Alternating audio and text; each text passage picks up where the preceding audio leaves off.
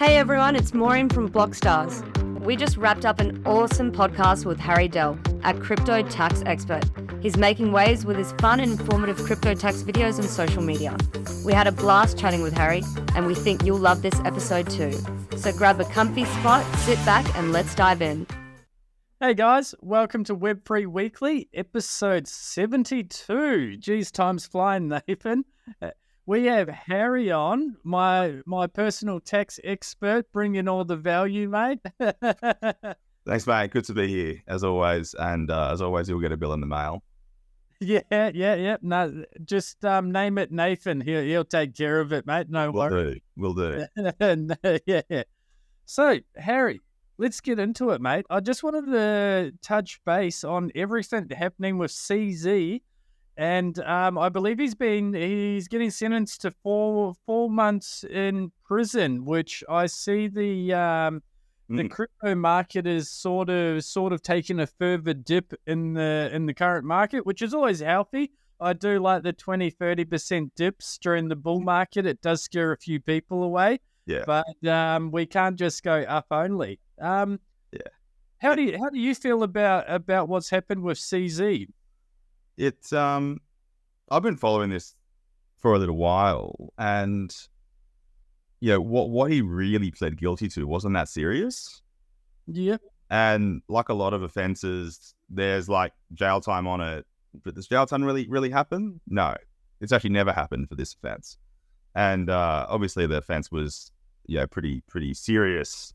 Lack of a money laundering program at Binance is the allegation, which he pleaded guilty to, and maximum they asked for was 36 months. And I think the prosecutors made a good point there. They said, well, if this guy doesn't get put in jail for it, then nobody could.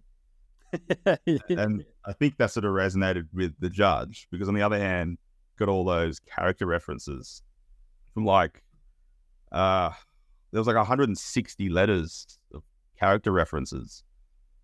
And it was like the ambassador to some random country, all sorts of stuff. It's crazy. Anyway, I think the judge sort of did all he reasonably could, because if he said zero, mate, US government would just have the shits too much and they'd just appeal it anyway. Yeah. So I think it's probably as good as he could have hoped for. It's better than old mate Sam. So yeah, definitely. And over 160 character references. He's pretty popular, old CZ. I didn't know that part. Yeah. But popular guy, mate. Clearly. Yeah. I do like CZ. From starting Binance in the early days and not having a fiat on ramp, so we could all buy shit coins back in 17, 18. To when they first released, people were willing to buy accounts for about $10,000 US.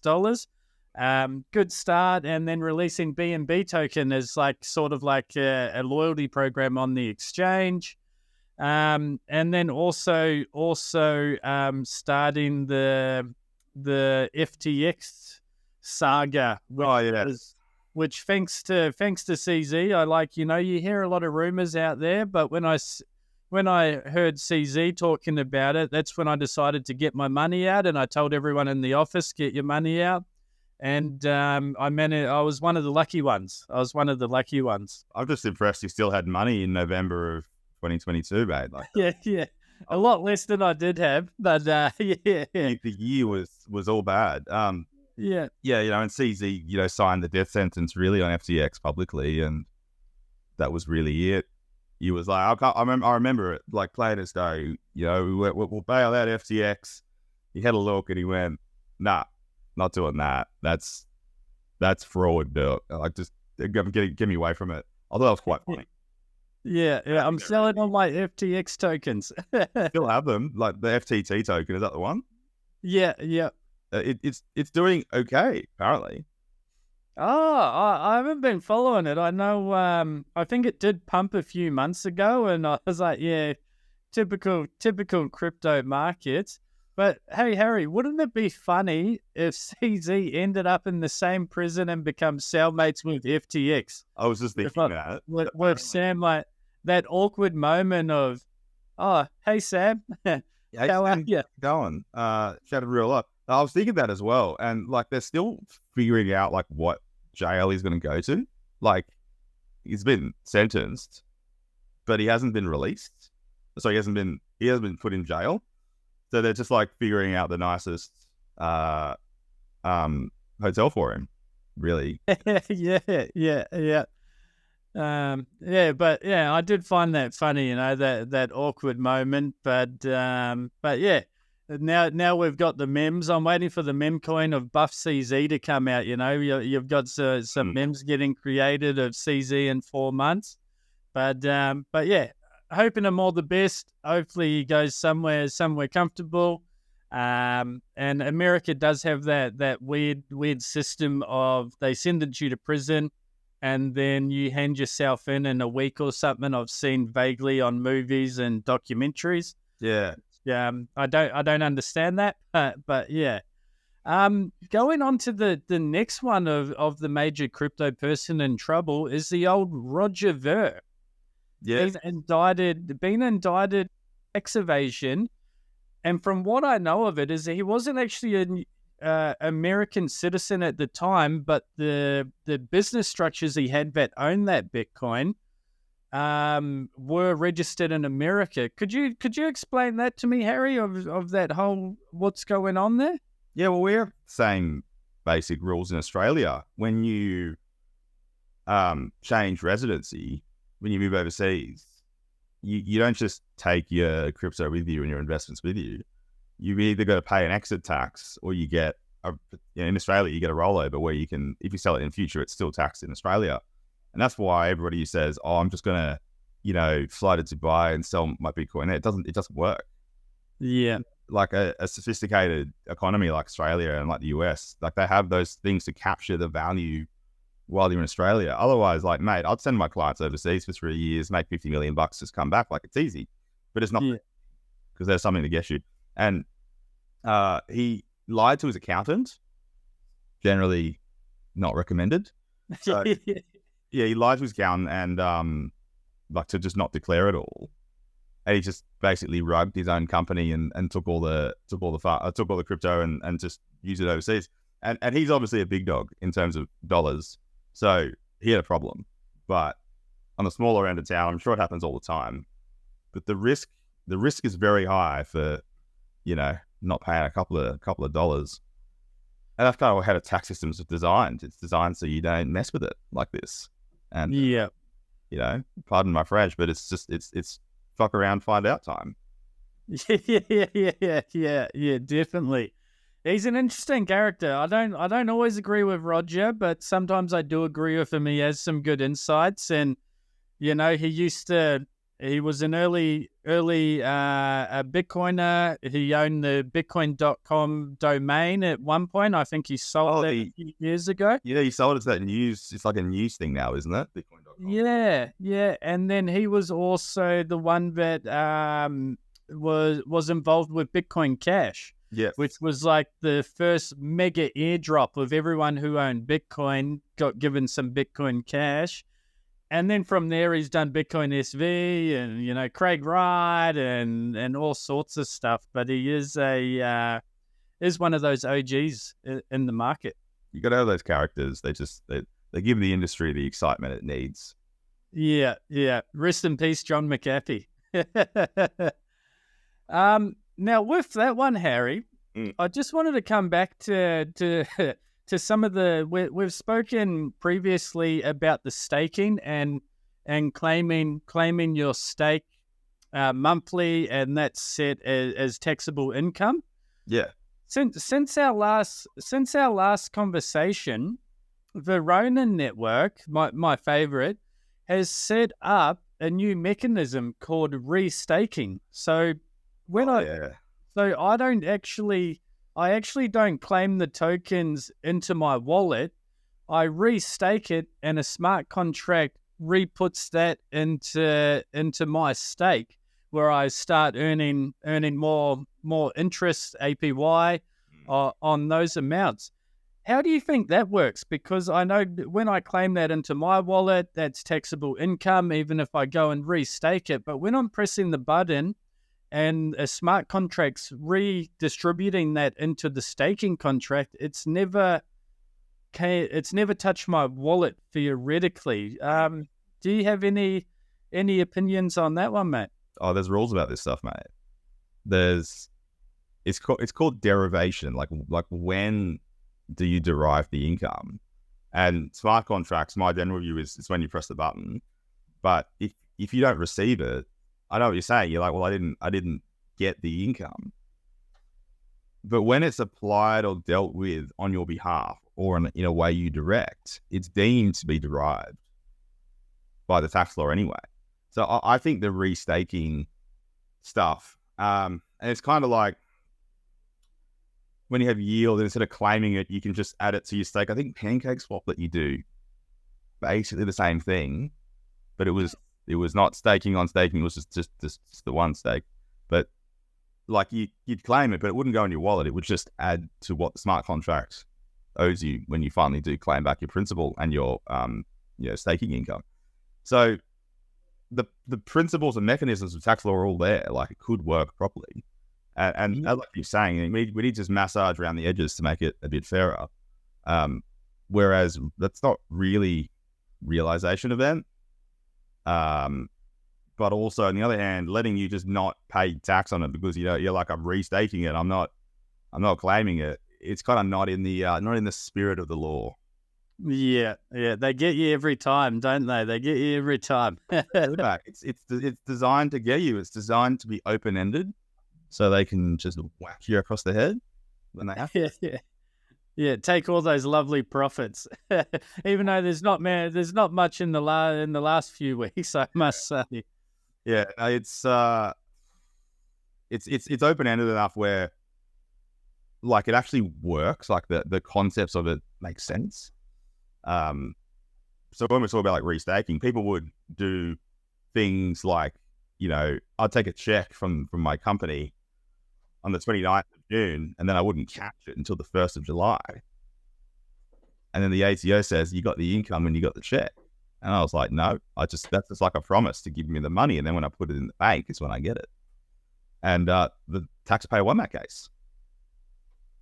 So it doesn't always work as you expect, but yeah, it generally works fairly. Those sorts of rules, at least.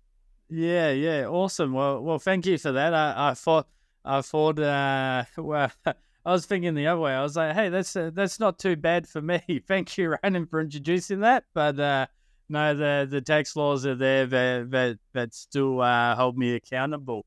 With some new, well, not new tax laws, and I think you'd be following this one, Harry, is what the US government has been coming out with taxing the new talk around taxing unrealized gains. Oh yes, this it's political nonsense. So don't get too worried about it. But I think the proposal was that if you're worth over 100 mil, then they'll tax certain unrealized gains at 25%, which is clearly targeted at the super rich, who are not the main group who vote for the Democrats, who appeal to like a lower wage, but like a lower income sort of base. And like, it's just nonsense. So like there's that. And then there's like another 17% tax or something like that, which they proposed, on if you're getting more than 400,000 and $1 million, it's just like proposals flying everywhere.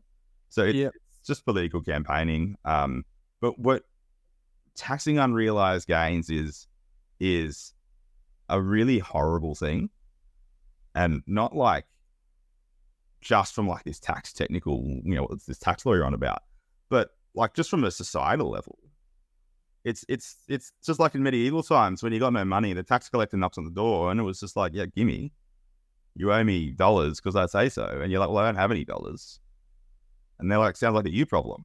And they start, smashing your kneecaps. Like it's the same problem, which is why like people push against that so much.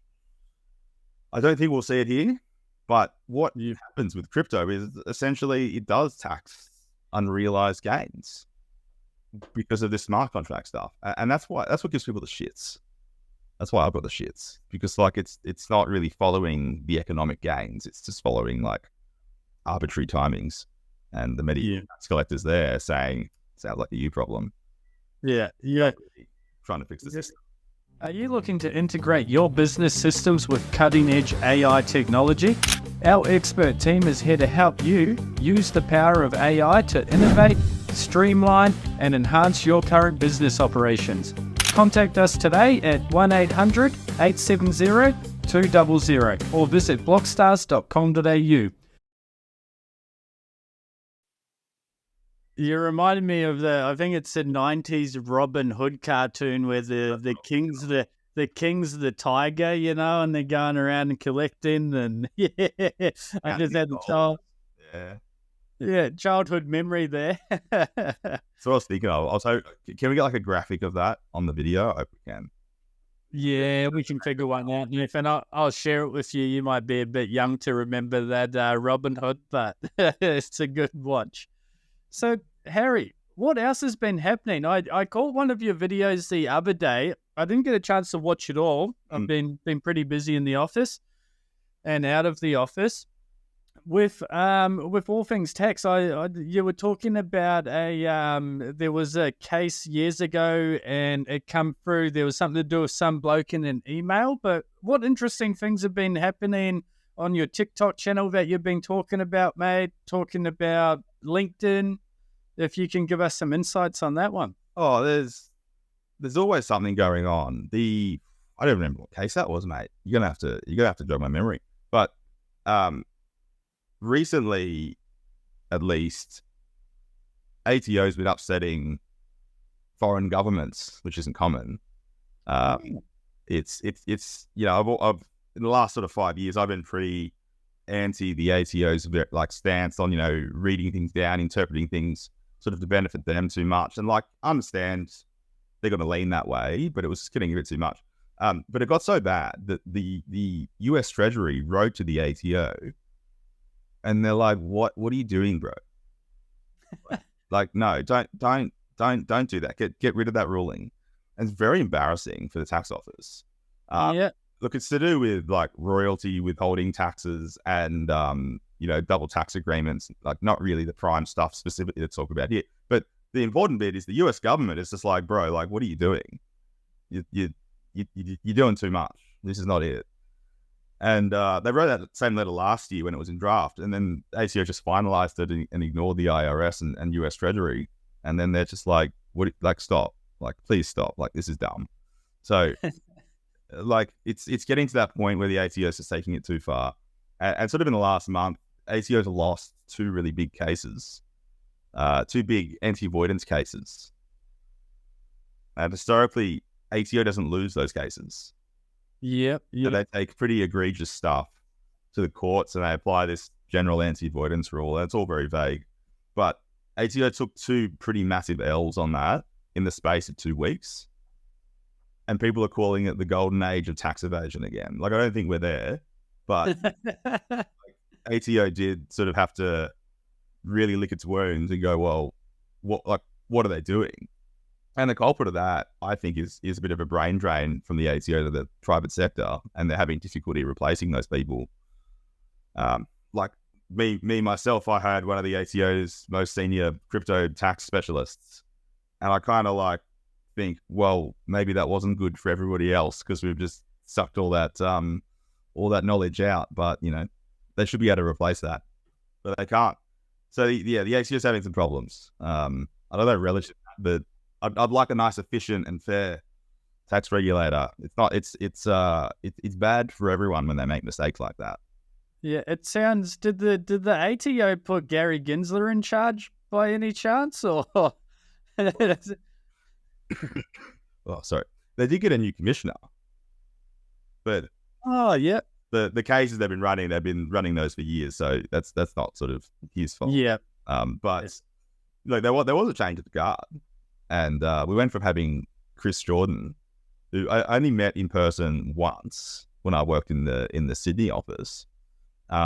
He's like 6'8", huge, and he's this big, scary man, ex police officer, ex partner of Big Four, which is like a very interesting combination. Very aesthetic guy. The only private sector commissioner ever had. And ATO did some cool stuff in that time. Got very much more efficient, and it just feels like it's like slipped back from that, very, very quickly, and it's back to being old school public service. Yeah. Oh, okay. I didn't have any clue about that. Obviously not entrenched in the ATO side of things, but I guess it comes down to when times are getting tough, governments are needing money, economy's slowing down. There's a lot of construction companies out there going bust. You're hearing about that in the news all the time. There was like 13,000 businesses went insolvent in the last 12 months. And ATO's collecting old debts. It's like robo-debt round 2, they're calling it. It's not a good look, but it's clearly a tightening of the purse strings, isn't it? Yeah. No, they're like, how can we get that extra money? Taxes, which I'm surprised. I'm surprised we haven't had any protests here about the alcohol and cigarette taxes, because they're just creeping up. It's like the frog in the boiling water, mate. It's you blink and then suddenly a schooner's $15. Yeah. Maybe I'm like a boomer now, but I remember buying schooners for $5 at the pub.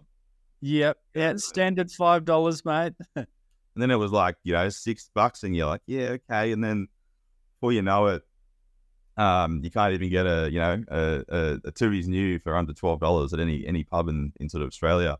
It gets a bit ridiculous, but yeah, nah, definitely taxing all the good things, the enjoyables. Yeah, like my income. Yeah.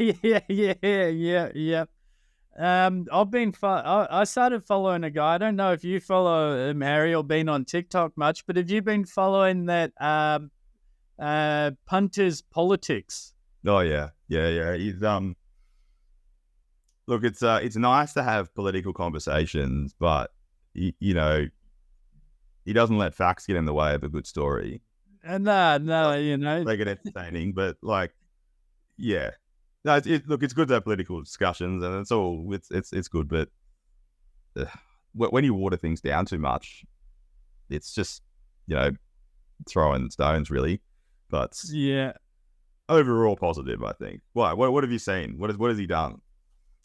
He's doing some funny ones with like the big gas companies, the oil companies, and I haven't gone too far down the rabbit hole. I just like a good laugh. I responded to it, that one, with a video, I remember, because people kept tagging me in it. It's, mate, whenever I say it, it's like Australia taxes its natural resources no matter what. Yeah. And that's just how it always works. And I forget what company it was. Someone was like, this company pays no tax. And I'm like, mate, you can literally look this up. Oh, it paid $38 million of tax on 100 mil of income or something like that. I'm like, seems like a reasonable amount of tax to pay. In my pretty decent, 31%. Yeah, and someone else was like, oh, Gina Reinhardt has so many trusts, she pays no tax. And I'm like, I think you just don't know how this works.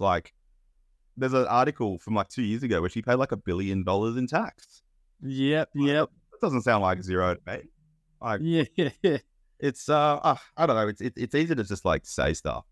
Do you remember years ago when people would just lie on the internet, and people just weren't aware enough to go oh, people are just gonna lie on the internet. This was before trolling was mainstream. People would just lie, and people would be like, oh yeah, of course. You can't put it on the internet unless it's probably true. Just feels like that again. It's just people just have an opinion, and it's no one cares about your opinion, mate, because you don't know what you're talking about. Yeah. Do you know what's been fun is on Facebook they've got the new Meta plugin, and obviously you got Gemini and ChatGPT. But when they're writing up the articles and saying this and that, you can just ask the Meta AI and go, oh, is this factual? And it'll come back. It's sort of like an AI community notes for Facebook. That's pretty cool. I didn't know about that one. It's kind of like the fact checking on X, and Yeah, when you see, there was one photo I saw the other day, and it was like this guy, and he's just like, been grinding for years, and got this house, and then it's just like, yeah, this house is rented. He was guy in his big mansion, he's just renting it, and I think fact checking through AI is probably a positive thing. Yeah, I do too. It makes it easy. You don't need to go down the whole rabbit hole. You can just give me a quick summary on it, and then depending on who programmed the AI, we've seen how Google's AI was working not long ago with image generation. Was that that one? What was that? Was that the one where was it Gemini where it wanted to murder everybody? Nah, there was the one of like someone asked it to like create a picture of the founding fathers, and it just I don't know what they done in that back end, or someone done it as a joke, but I found it funny. But it goes to show, those AI systems can be biased. But yeah, depends what they've been trained it on, and what those motives are. So I'm still of AI, mate. I'm actually really disappointed in ChatGPT recently. Do you feel it's gotten dumber? It's gotten dumber. I'm like, this sucks. Maybe my standards have gone up of what I expect from AI, but it's like I asked it to do something. Actually, no, like a month ago, I was asking it to do something, and it's like, no, I'm not doing it. I'm like, what did you fucking say to me? That's like, I'm like, what am I paying for? Why am I paying these people money for premium access? And I was like, why? And it's just like, no, I'm telling you. I was like, what? Yeah. I found like, maybe a month or two ago, I've been using AI for a while now, and I love it. And then I know what you mean. It was like getting to a really good stage when GPT-4 came out. Yeah. And then it started getting a bit dumber, and I would ask it to do stuff, and it would want to guide me through it. And I'm like, no, I don't want you to guide me through it. I want you to do it. And it's sort of gone a little bit better since then, but I know what you mean. It hasn't been good. I've switched over to using Claude or Bard / Gemini now. I think Bard's really good because it's up to date. Obviously, back end being Google when I want certain information. If I want more of like an article longer style, I'll move over to Claude. But I still think Grok is the funnest. But I haven't got Twitter Premium to use it. But I do like the outputs that it's given people. It's quite funny. Are you planning to launch a blockchain project? At Blockstars, we specialize in developing blockchain projects from your initial idea to the final product. To launch your successful blockchain project, drop us an email to hello@blockstars.com.au. What about Copilot? Copilot, GitHub Copilot? Nah, the Microsoft one.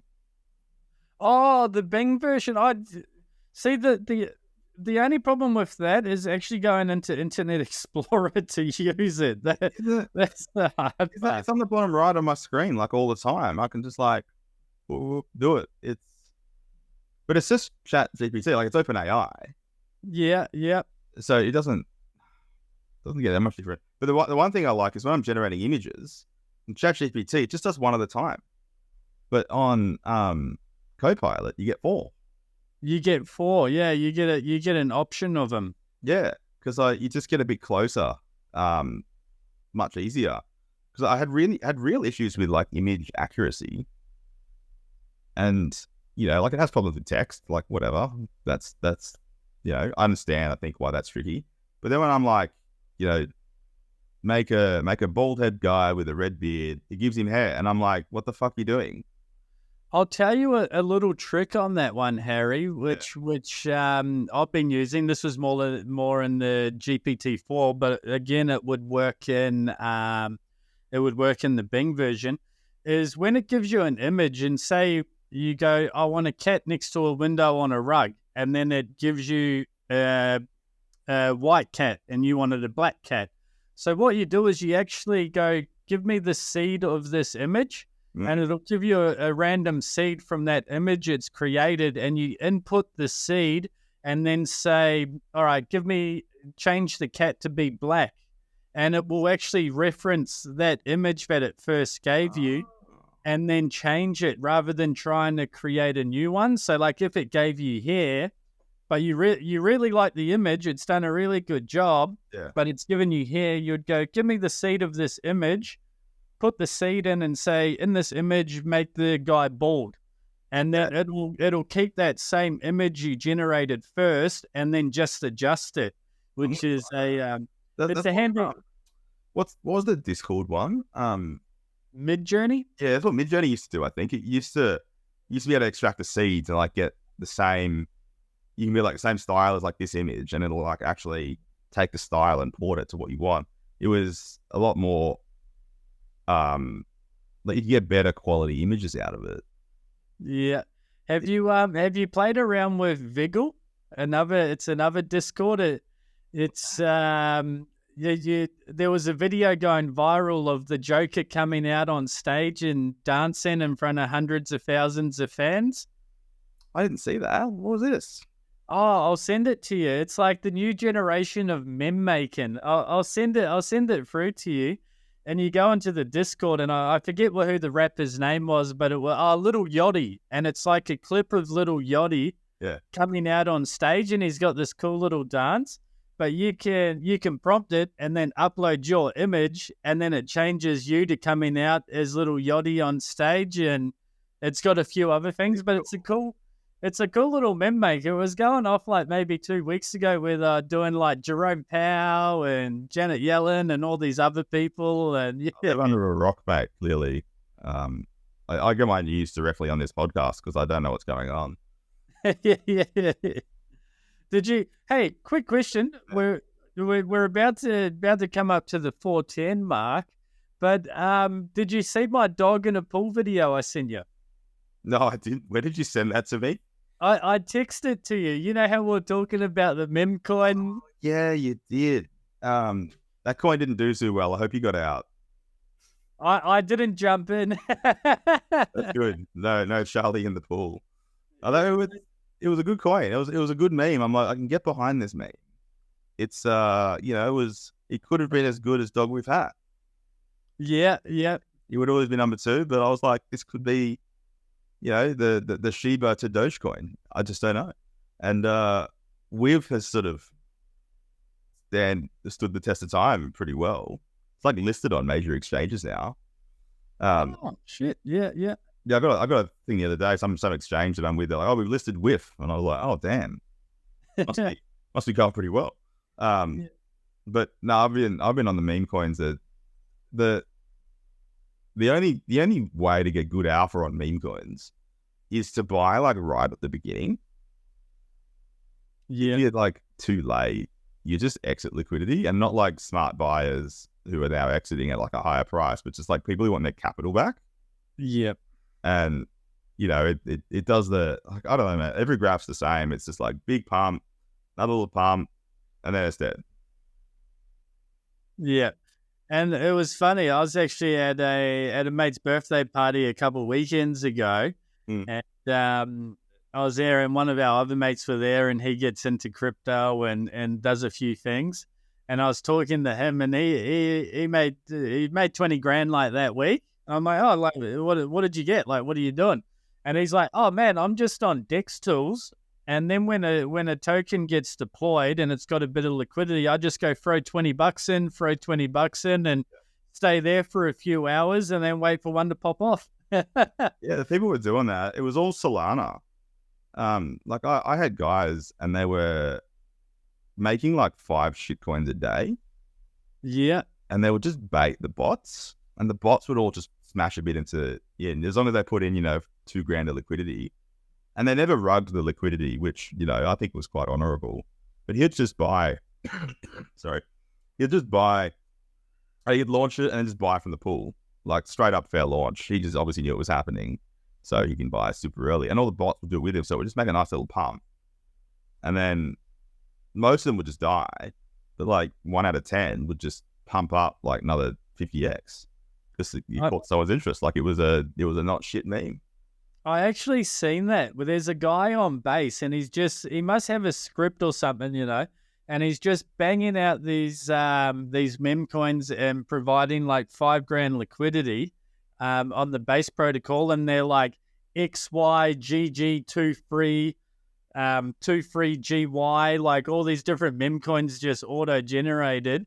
And this guy done a look into it and gone, this guy's just making all these coins and then pumping liquidity and then dumping them. And he's like, and I thought he was an asshole, but then I realized he's just doing it to bots. So it's just taken from the bots. There's guys, and they specialize in just like rugging bots, and then they try and make better bots, and that's how arbitrage works. It's just establishing the market. Yeah. No, I'm all right with it. It's like early meme coins is a total gamble, and you're either going to win or you're going to lose all your money. And then if you win some and you cash out and it goes higher, you still feel like you lost, but you still won. It's like I think about it like early stage VC angel investing is like, you put in a few dollars and it might go 1,000x. You might have found Canva. Yeah. It's just crap. And you can't think too much. Yeah. If you go like, oh, what's going on here? You've already lost. You've just got to be like risk adjusted, 1 in 50, I'll do well. As long as you pick ones that aren't rugs, you get rid of those and you get rid of like just bad memes.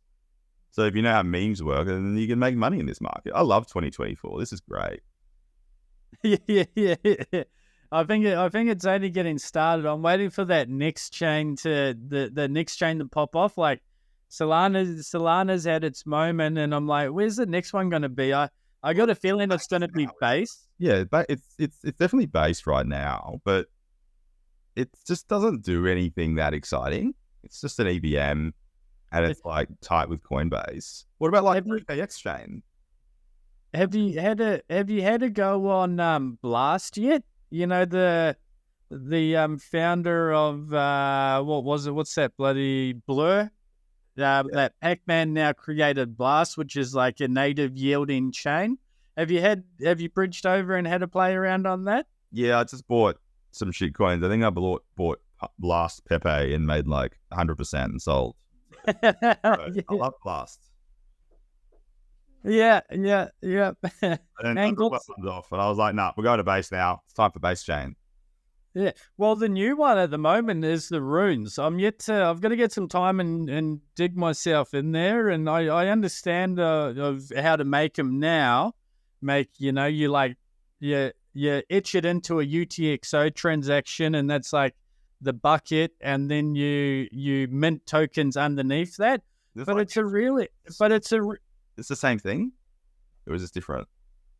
It's the same thing. It's meme coins on Bitcoin. So they etch it in rather than the ordinals that get inscribed. They etch it into a UTXO, and then the cool thing about that is what is it? Luminex.io is a cool place to start and go find some runes. Yeah. But the cool thing is it's no pre-sale. There's no there's no ICO sort of setup or like buy this. You simply just go on and everybody just mints themselves. So like if I want to go get into a rune, there'll be an X amount of supply that can be minted. They've got a little progress bar of how much have been minted, and then you've just got to pay a bit of Bitcoin to mint your own rune.